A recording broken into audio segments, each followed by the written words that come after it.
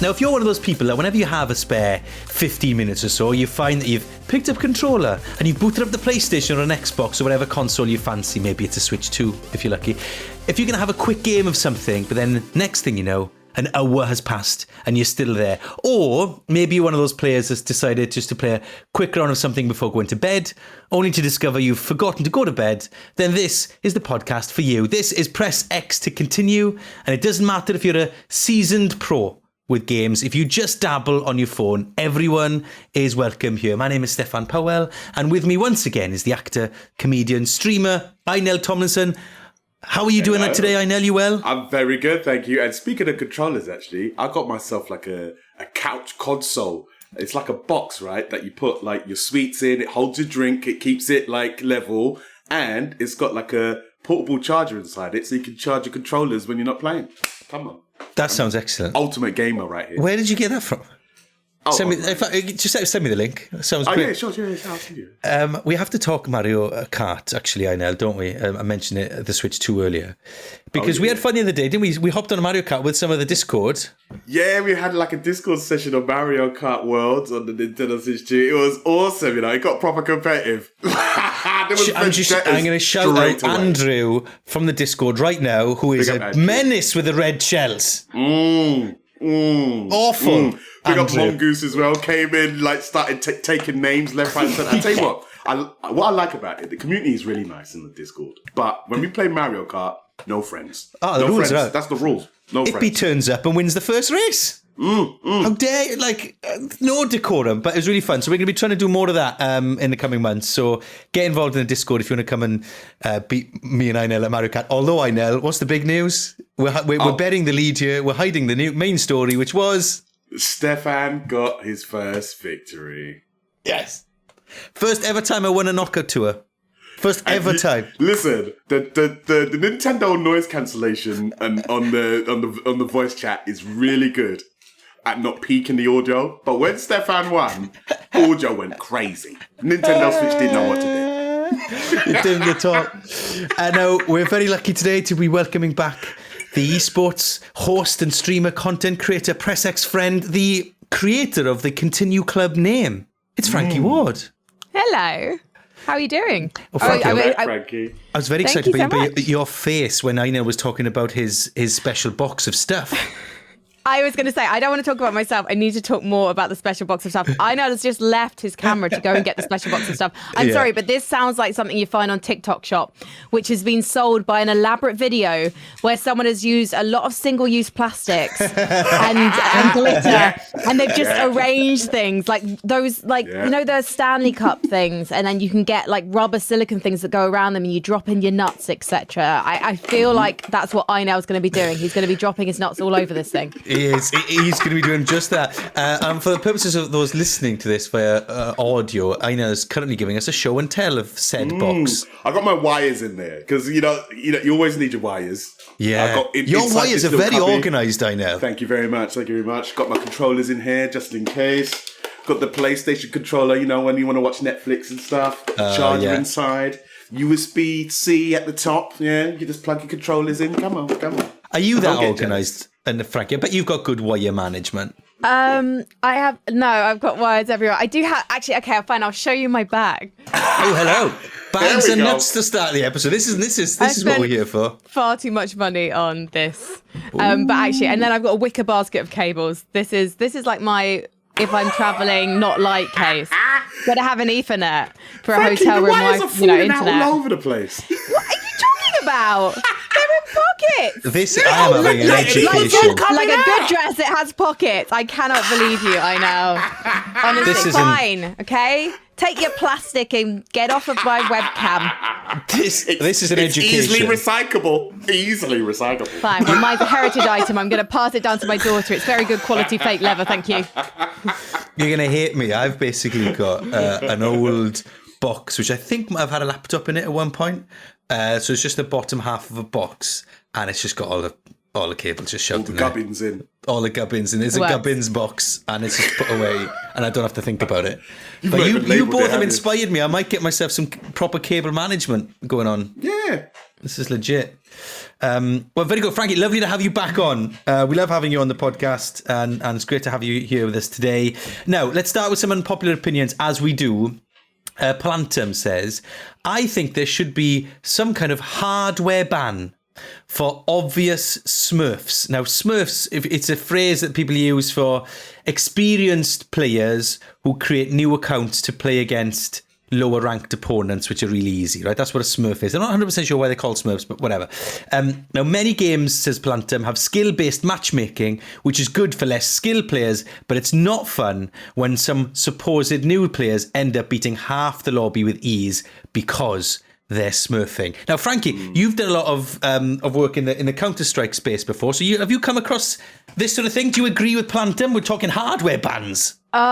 I think hardware ban is very serious. I do think, for example, in the case of Counter-Strike, it could call for a total ban. But the thing is, I'm sure there's a load of pro players who have Smurf accounts. I have played in a lot of ranked matches where someone is clearly like 40 bombing in the lobby, and you're just like, okay, right, you clearly are too high ranked to be in this lobby. And that can be really frustrating. It's also very frustrating, though, when someone offers to Smurf and it's just like, I'll boost you. And I'm like, no, I don't want to be boosted. One, because I'm not going to play with you every time. So that means that I'm just going to be terrible. But two, the insinuation that I need and want to be carried. So yeah, to be honest, maybe I'm with you, mate. Just ban them. Just ban them. Fry their PCs. Fry their graphics card. I'm a big fan of skill-based matchmaking. I think it's one of the best things about online play, and some people really hate it. It depends on the game. Some games, if there's like huge team things, I like a mishmash of like some pro players and some newbies, and everybody has to kind of support each other. But like, it's really obvious when people are doing it, because it's like, it says, oh, your character's level 2, but they have like 105 kills. And, and it's like, hold on, they've played 5 matches? It's like, everyone can see the stats. So I don't know why everyone tries to...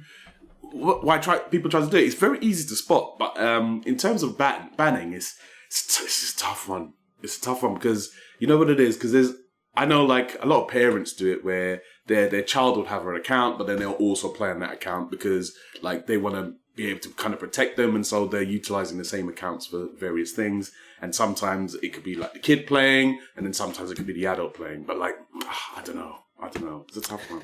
It's a tough one, but Plantum feels strongly about it, and we like and I think it sounds like it's quite a popular opinion, to be honest with you. So thank you very much for sharing that. Get in touch, by the way. You can do the same on our Discord channel or on TikTok, Instagram, PressXPod on Blue Sky and TikTok, and PressX Podcast on Instagram. You can share your unpopular opinions with us. We'll talk about it here on the podcast.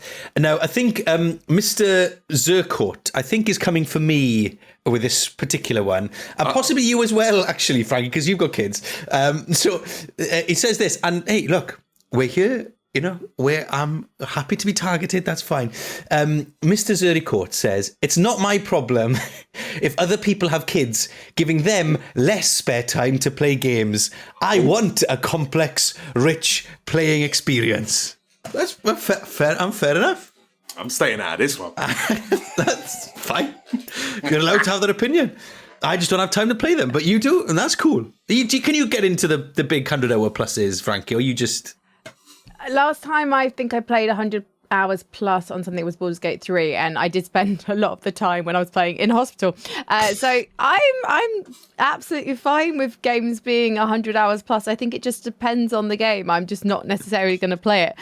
It's interesting when people who don't have kids have opinions about people who do. So I think this could go into an entire other genre if we're not careful. Yeah, but you know what? But yeah, each to their own, etc. Quite. And it's, we're here. We like having polarizing different opinions on the podcast. You can share yours, and I'm sure lots of people agree with Mr. Zircon. I don't actually necessarily think it's down to people having kids or not. However, I hear you. We've raised it, and lots of people will agree. Some others won't, and there we have it. So there we go. Get your unpopular opinions into us. We love talking to you and with each other about them. So yeah, keep them coming in, please. Right, it is that time now for some trivia before we get into the meat of the podcast.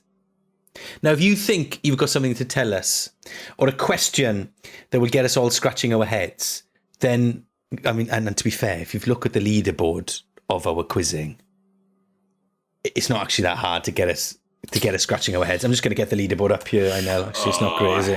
I hate it, man. So, Frankie, Inel has got 6 out of 24 right, so he's on a 25% record for our trivia so far. Hold on, that many?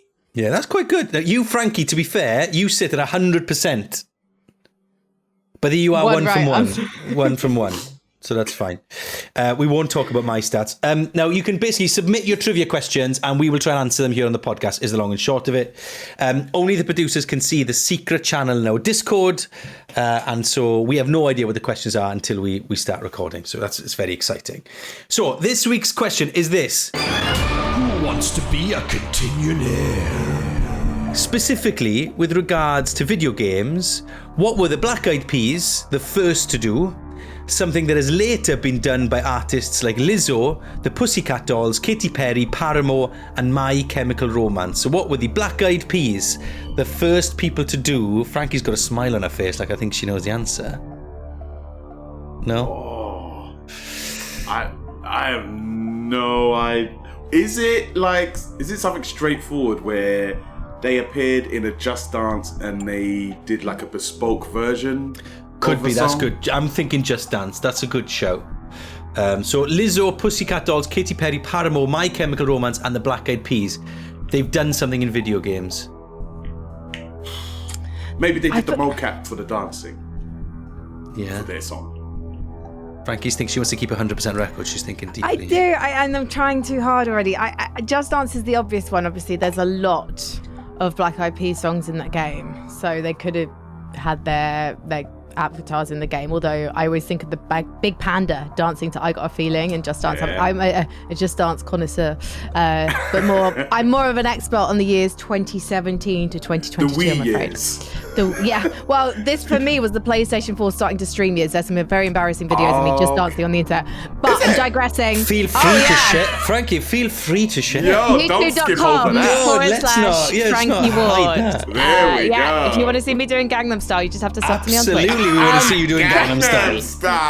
Yeah, it's one of my sub alerts. Now, I'm just trying to think.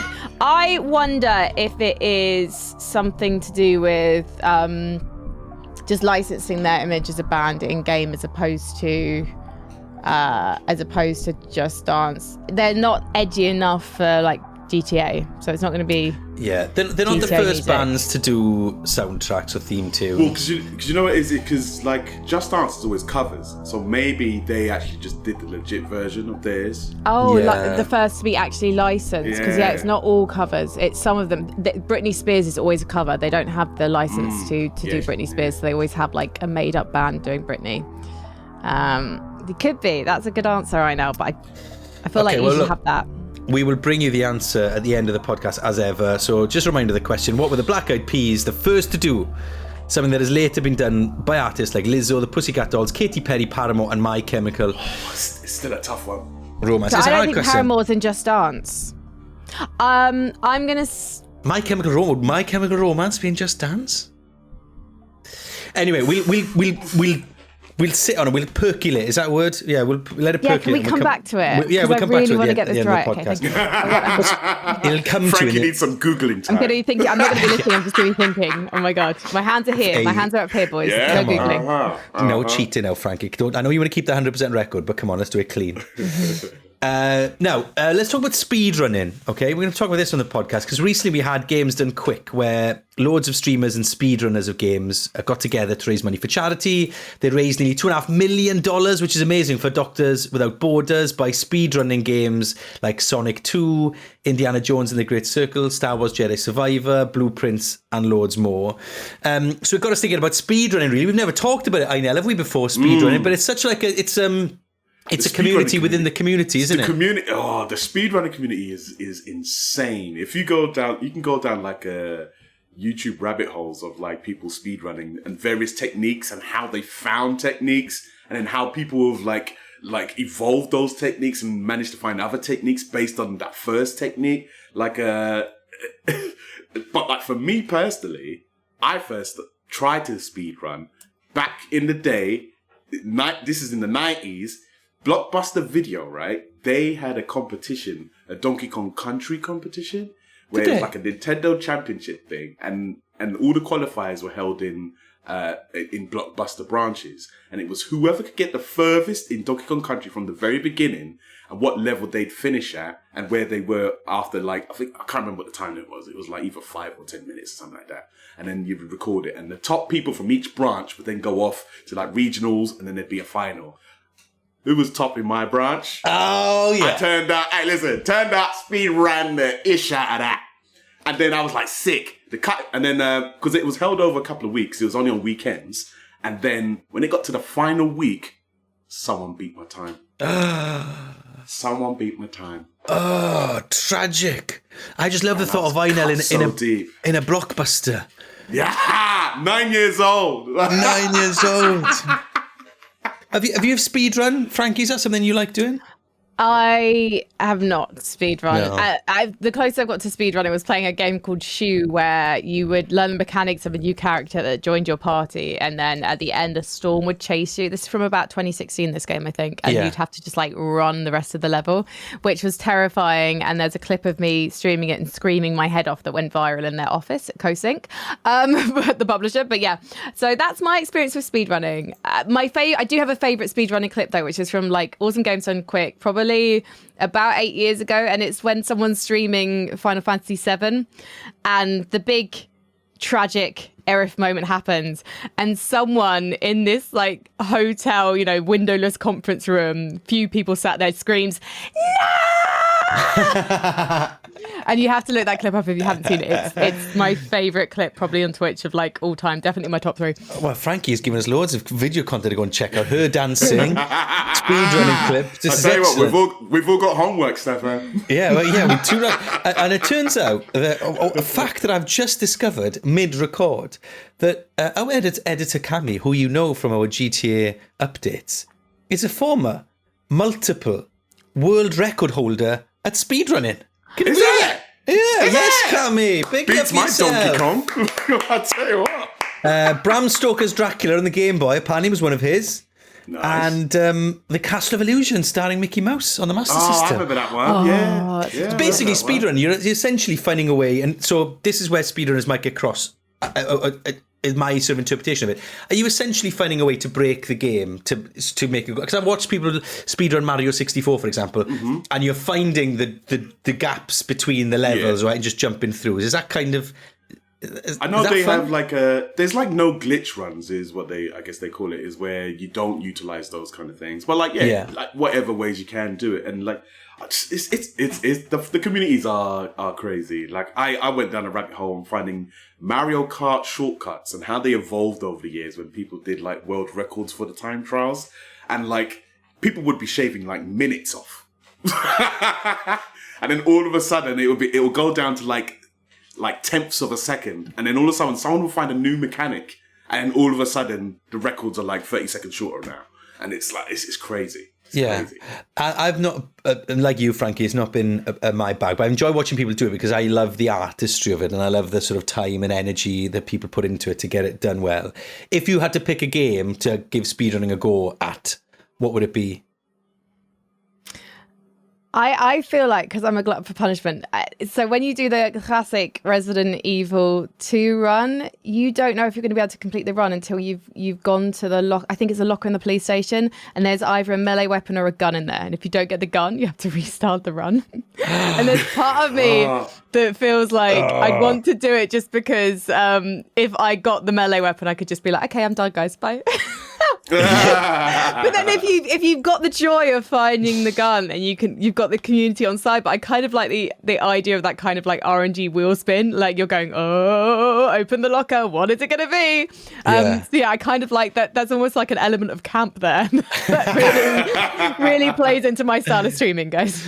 I think I'd really like to try speedrunning a slow game. Does that make sense? So like trying to speedrun something like Death Stranding, which I know is mad because you're walking and like because I love that. I'm sure people have done it. I'm sure they have, because it's almost like a marathon, right? Like speedrunning a game like Sonic, you're taken along by the sort of the flow and the trajectory of the speed of the game itself, so you feel like you're going fast.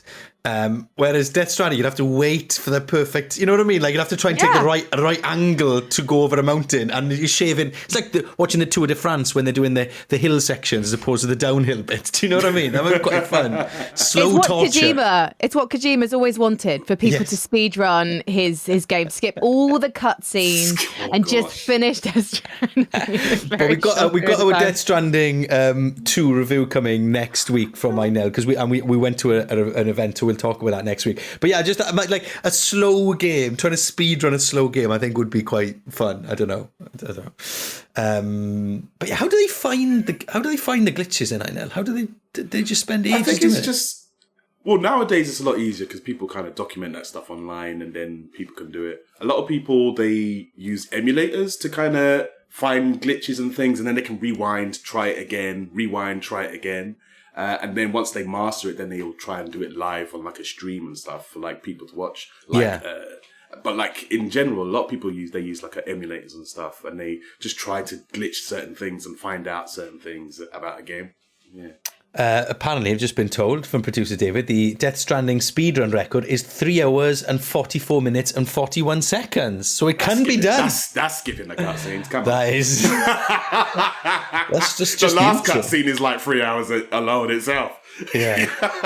So fair play. 3 hours, 44 minutes and 41 seconds. Very good, very good. So look, if you're a speedrunner and you think that me and Frankie should give it a go, what do you love about speedrunning? Let us know. Get in the Discord, comment on social media, get in touch, get involved in the conversation. Love to hear it. I just love people's passion about this stuff. You know, like, you know, whether you could spend, I love anybody that spends 10 hours trying to be a better putter at golf, or whether someone spends 10 hours to shave a few minutes off their Death Stranding speedrun. I love that. I love that passion and that sort of enthusiasm. It's the pressure, though. It's the pressure, because like any little mess up, because some of these games are like, they can last like 5, 6, 7, 8 hours. And you could just have to mess up one time. That's it. That's the whole run done.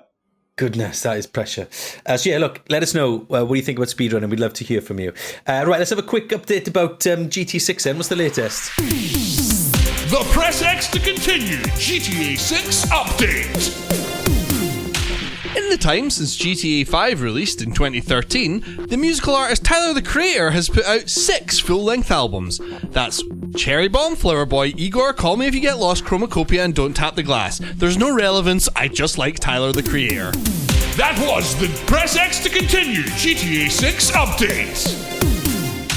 And there we have it. Thank you very much to Editor Cami for our update there on Grand Theft Auto. Right, let's have a review of a game, shall we? Frankie, you're up this week. What have you been playing? Tell us all about it. I have been playing the Autos from 11-Bit Studios. It's available, I think it's available on everything. I've been playing it on Xbox Games Pass because then I can just go from computer to laptop. I've been trying to play it on my phone, actually, through cloud gaming, which has been really interesting because suddenly I've had to learn the controls on a controller as opposed to keyboard and mouse. But yeah, I've just been really, really into it. It is a game about a space miner called Yandolski, and you land on this very mysterious planet and all your crewmates have died. This happens in the first minute of the game, # no spoilers here. But then you have to learn to survive, and there's a substance on the planet called Rapidium that they are very excited, your colleagues back on Earth, that you've discovered. And it turns out it can be used to make clones. So to survive, Jan makes these alters. So they're not just clones. They are clones that have been created from branching narratives of his life. So what if, it's basically like a sliding doors moment. So you have multiple different potential life paths. And then as you open up alters, potentially they have other life paths as well. There are 11 alters in the game. And I believe over the course of the game, you'll unlock up to 8 of them. I met someone in my stream the other day who only actually did his run with 3. But I would highly recommend getting as many as you can because the performances are all by the wonderful Alex Jordan. And he's given like different vocal inflections to all of his characters. So his main original Jan is American, but like the refine is like this surfer dude. He's kind of very relaxed based on this much more chill archetype. And your task is to obviously resource manage and mine your way into getting enough resources to build things and get yourself out of the situation of being burned by the sun and moving on to the next thing. Oh no, there's another obstacle. How do we stop ourselves getting burned by the sun? But it's also to keep all your alters happy, because of course they're very depressed at their reality of being a copy of someone. What's going to happen to them and how do they all get along? Yeah, so is it weirdly sort of like The Sims in that sense? Is it, or is it more? Is it not third person, first person? What's the? So it's an interesting one. So 11-bit Studios, and being a medium-sized studio, you know, obviously Frostpunk was a huge breakout for them a few years ago. They're not going to give you loads of heavily animated cutscenes. You get the occasional kind of significant moment that's beautifully kind of crafted and drawn, and you have these little dialogue moments. But I would say there's the resource management aspect of The Sims in the sense that you're placing altars in different places, but obviously you're having genuine feeling conversations between yourselves and these Sims, these altars, and there's a psychological element where you're trying to keep them happy. And one of the altars you can unlock is a doctor. And if you unlock them, then you have the potential to unlock a shrink, they call it in the game. So like a therapist as well. And it's up to you to decide whether you want to put your resource there or not. Yeah.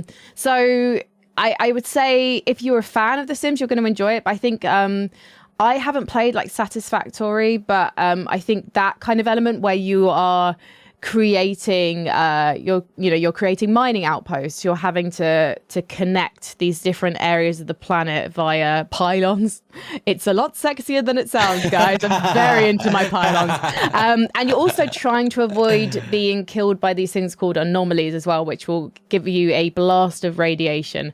So there's a slight combat element involved, although it's not too technical. It's just those kind of moments are much more about, have you saved enough battery life in order to shine a light on the things, as opposed to having to like kick and punch and, you know, shoot your way out of things. Yeah. So the hardest element of the game for me personally, being a mother, not having much time, is if you mistime certain things, or you place your faith in putting all your resource into mining metals, for example, rather than minerals, then you may die or have your altars rebel on you, and that will have an endgame situation. And the game only saves at the end of each day. So I've had to go back multiple days to try and save my game, as opposed to starting from the scratch, because I have ended up in situations where I've started my scientist researching something, and he's taken 8 hours to do it. And then at that 8 hours, you need to have another 8 hours to make something. And it turned out I only had 12 hours to get the task done. Yeah. Which is so frustrating. Yesterday I spent about 6 hours, and I only got through a couple of days. And so I didn't sleep very well last night. I feel like it's got under your skin. About everything I did wrong. I feel like it's got under your skin though, Frankie, in like a good way. But it sounds of it, like you know. It has. It really has. I actually met Alex, who plays the Uns, the other day. So I was like, okay, I wanted to play it anyway when I'd seen it marketed. But then I also kind of did feel like I needed to play it because now I'd met Jan, and I didn't want to upset him or any of the other Jans that he plays. So I felt like I needed to keep grinding with this game, and I'm still only in Act 2. But I am very much sucked in. I think because it's got such a strong narrative element, because you have all the different stories of the altars, plus the overarching narrative, plus that sense of responsibility and the satisfaction when something goes right, as well as some tricky ethical moral dilemmas that especially come in Act 2. It's really captured me, because it's also not about mechanical skill. It's very much about strategic management, and planning, but like in a cool way. You know, there's drama involved, there's space involved, there's minerals. What more could you like? I love a rock. A good rock, what are you saying? A legal one. Well, yeah. Please pass that. I know. Is this? Sounds like my kind of game. It definitely does. It sounds right up my alley. I love like kind of games where you have to kind of be strategic with what you have to do with the time that's allotted to you. And I know Alex, and Alex is a fantastic, versatile actor. He's been in so many amazing games, and I'm glad that he's getting his dues, so to speak, because he's been in so many amazing franchises, and some uncredited, some credited, obviously. That's just how it is in the UK. And I think this is like his standout game. But this is where it puts his talent and it on display and lets it shine. It lets people know how versatile he is, because he's been in Cyberpunk, he's been in Dragon Age, but like now it's the Alters and it's him. So yeah. Yeah. No, it looks really cool. I really like it. And for those of you in a similar situation to me and Frankie, when we've got to look at the clock, not everybody's got to be like that, Mr. Zircoat, but some of us too. About 20 hours is one way. Is you can get it. You can play in about 20 hours, or can stretch over 50. Frankie, does that sound about right to you? Yeah, I don't actually know how many hours I spent in so far. I mean, literally, because we're at home, I'm going to tell you. This is so boring. I'm so sorry. Hopefully, we can edit out the drum roll moment. No, I don't want to see the Ultimate Game Sale Xbox.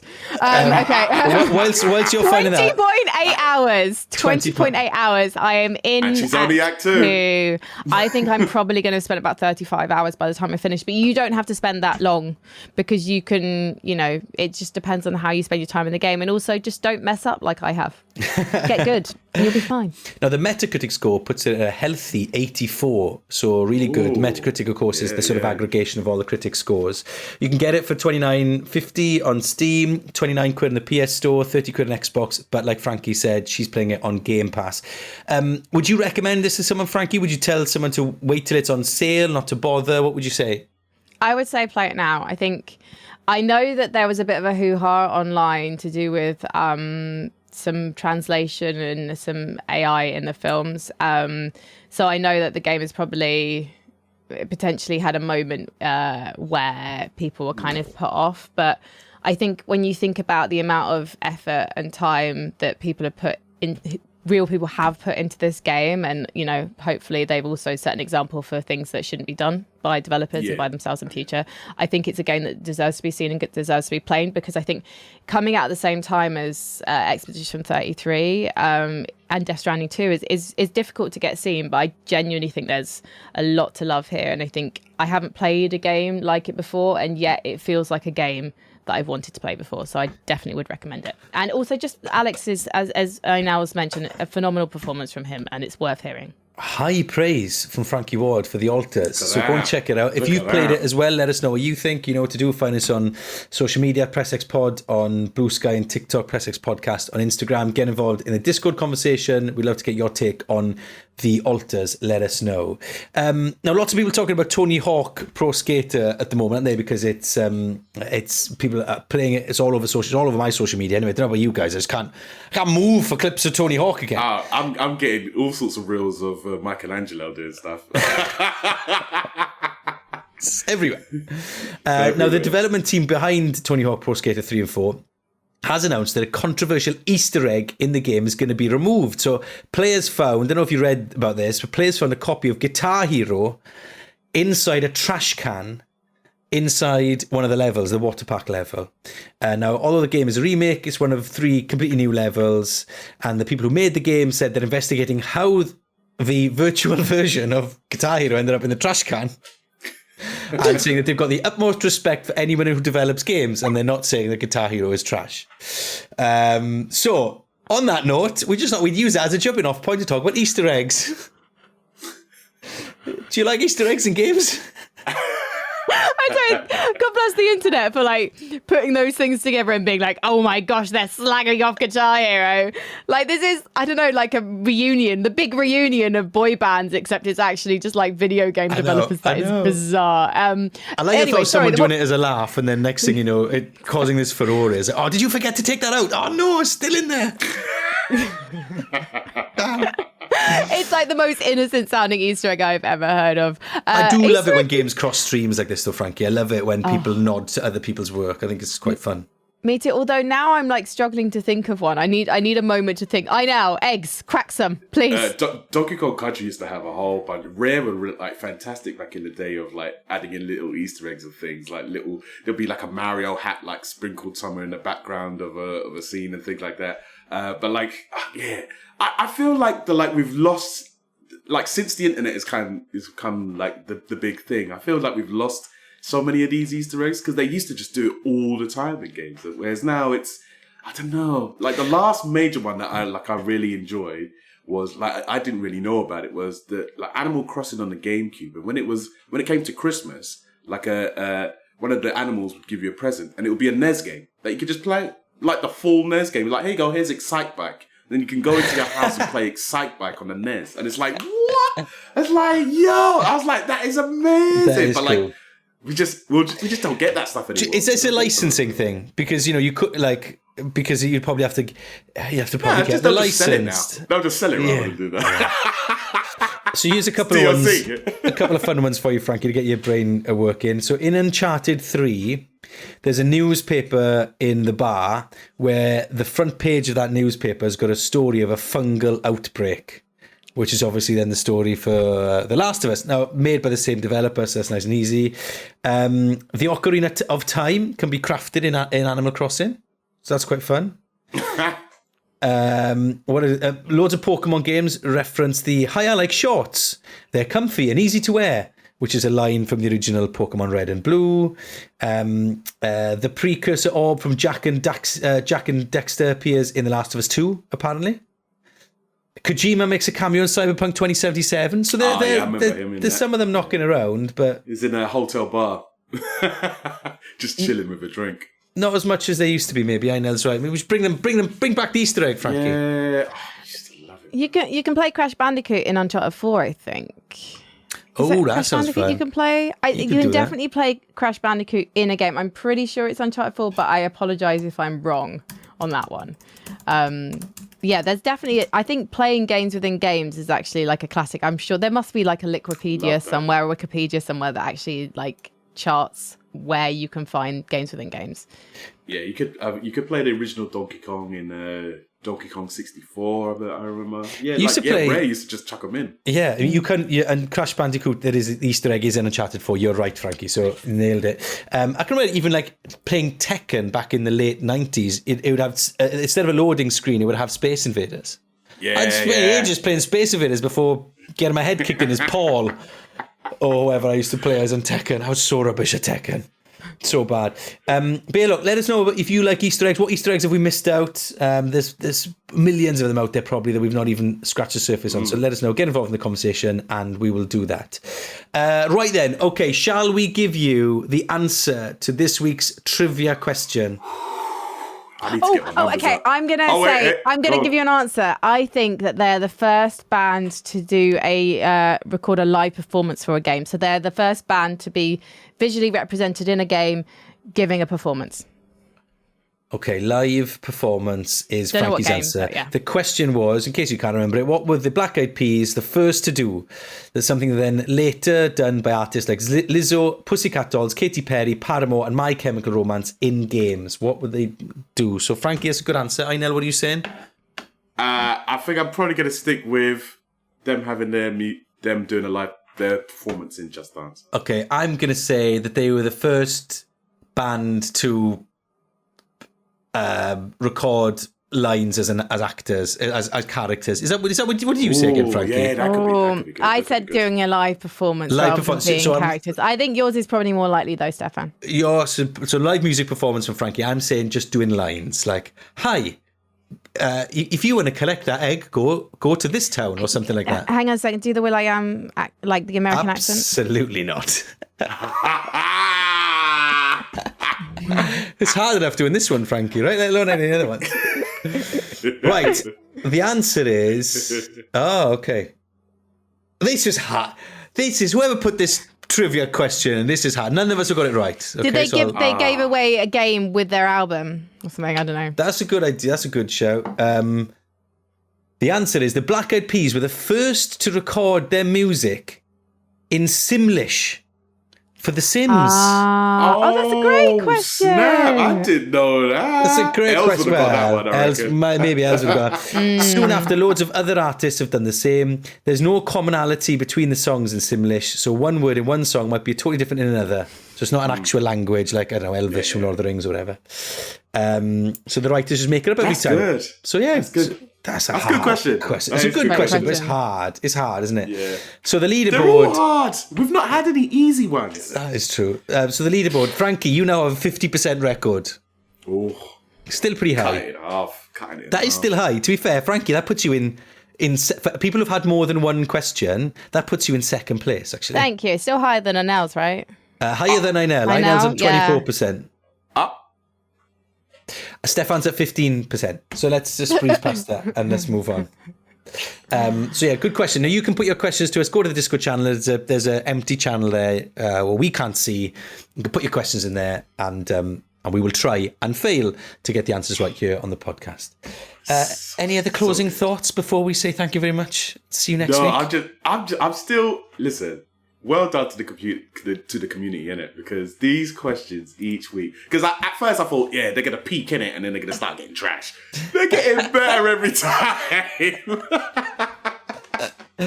They're getting good. I was like, I've never heard of any of these. I was like, wow, there's some fantastic questions. Well done. Frankie, we'll have to get you involved in our next community Mario Kart sesh, by the way. I would love to. If someone can send me Switch 2. All right, fine. Let's get okay. Campaign to get Frankie a Switch 2. One step at a time. Oh, what can we jump on with you then? What PC? Let's have a think. What game should we play with Frankie? What can we get online and play with Frankie? I haven't played the finals, but I'm more than happy to download it. Obviously, Fortnite, but that's a full player, and it's free to play. Yeah, and you're probably really good at that, and you probably. I mean, Peak says, "Can you?" I play Peak. Great, yeah. Should we play Peak with Frankie? Peak. Okay, let's I haven't played it yet. So, again, I've just been watching videos of Alex Jordan playing Peak, and they are very funny. Okay, well, Peak. Sounds like you're obsessed, Frank. On the list. I am. He's my new best friend. He doesn't realise it yet, but he is my new best friend. Does he need to get one of those orders just to make sure that you maintain a respectable distance? Quite possibly. He's very busy. He's constantly out of the country, he tells me. I'm not sure I believe it.